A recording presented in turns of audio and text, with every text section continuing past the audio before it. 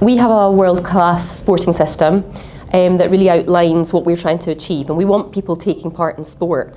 But taking part in sport is a really important gateway to achieving other impact, other change for individuals and for communities.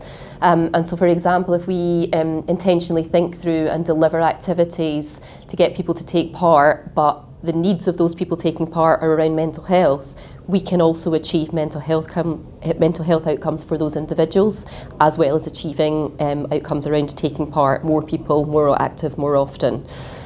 So mental health would be an example of a social outcome, a wider outcome. Depending on the community, the need may differ, and actually that wider outcome may focus on employability and positive career destinations. So we might use sport to develop confidence, to develop genetic softer skills for individuals, so that their pathway into the workplace is easier.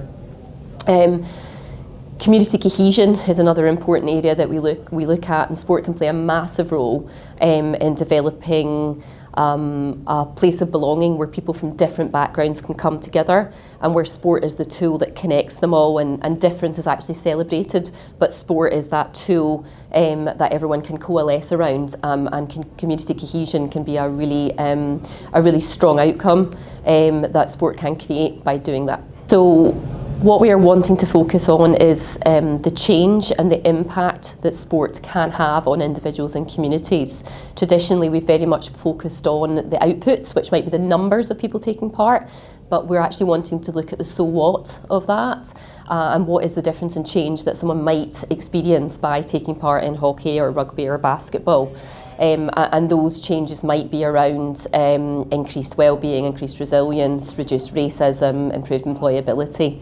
And that's really, really important, because if we are to position sport within the bigger picture across Scotland, so the National Performance Framework, we can really show the difference that we can make to different areas of social change, so mental health directorate, social justice directorate, the education focus, and sport has a massive role to be able to play in achieving those wider outcomes. Sport is the conversation starter.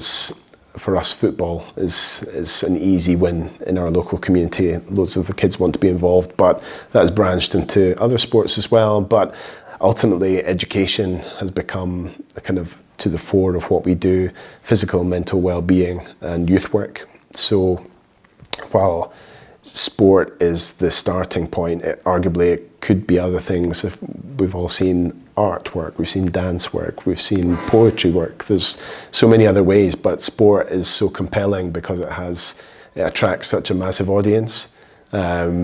People talking kind of romantically about it being the language, the universal language.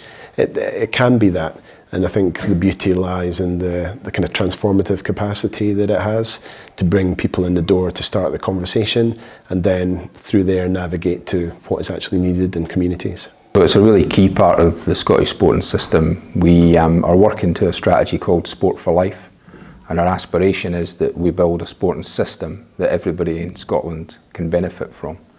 And a change in life approach plays a key role in achieving that. To achieve it, we underpin the system with inclusion.